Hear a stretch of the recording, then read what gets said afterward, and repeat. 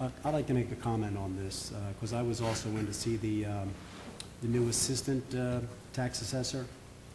Do we have a uniform policy, as many towns do, as I thought was our policy here, that there was a progression report, there was a progression of while buildings under construction got to certain stages that you were able to go in and assess them for some of those improvements. And I can cite for a fact 2701 without a CO was in December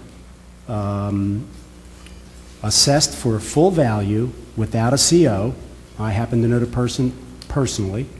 So the question is there a uniform process or is it selective? I mean, Jim, you're increasing mercantile licenses, you're increasing user fees. We clearly have revenue here that can be had. My question, though, is, aside from the issue, is there a uniform process? And if there isn't, then we should have one, because it should be, the process should be fair for everyone. I agree. I don't disagree with that. So we are losing, well, first of all, we have to have that uniform process. And I've been getting a lot of different stories. So I think that as a city, we need to identify what that process is. And then we need to adhere to the process. Because we are losing revenue if, in fact, the process that I was of the impression that we were doing was implemented, it's not being followed. And again, I cite, again, I want to cite 2701, and that person was, you know, was asking the questions. Why me? Is that the one of those? 2701. He doesn't know anything anymore. The co-fee was paid yesterday, or it's yesterday. But my point is, okay, why was he assessed full value without a CO, Jim? Still doesn't have a CO. We do not have a uniform process, and we sorely need one. He doesn't have the CO, Councilman, because he only paid half of the tow fee, and he still owed the tow fee. That was my Why was he, without a CO, then why was he assessed full assessment? I don't know. I don't know if he was. That's precisely my point. We don't have a uniform process. If he had passed, but he said he didn't have a CO, right? Did not have a CO. Well, there had to be something wrong. Could have been his name. I'm just making a point here, Jim, and I'm not trying to be funny. I'm not trying to be funny. I'm not trying to be funny.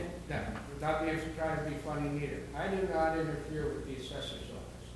There are laws that say they are treated same as municipal judges. Nobody in council can go in there and interfere with them. I can't interfere with them.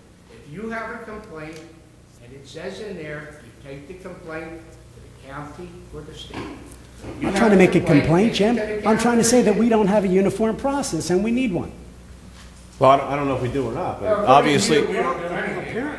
That's not true. Right. That's not true, Jim. That's not true at all. What clearly we need to I'm find as a out is. business person and as taxpayers, okay, you're increasing people's fees, and here's a perfect example of money that is slipping through the cracks because we don't have a uniform process.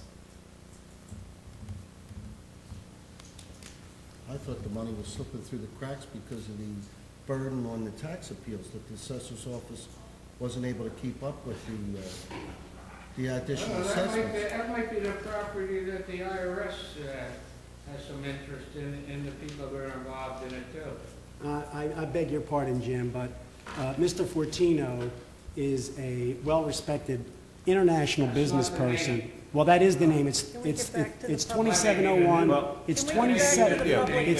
Jim, it's 2701 Ocean Avenue LLC. You raise an issue. Do we have a uniform process? Mr. Barber will find out if we have a uniform process. Quite frankly, this is not something that we inject ourselves in on a daily basis. Maybe you do. But we need to find out what the process is for bringing things online.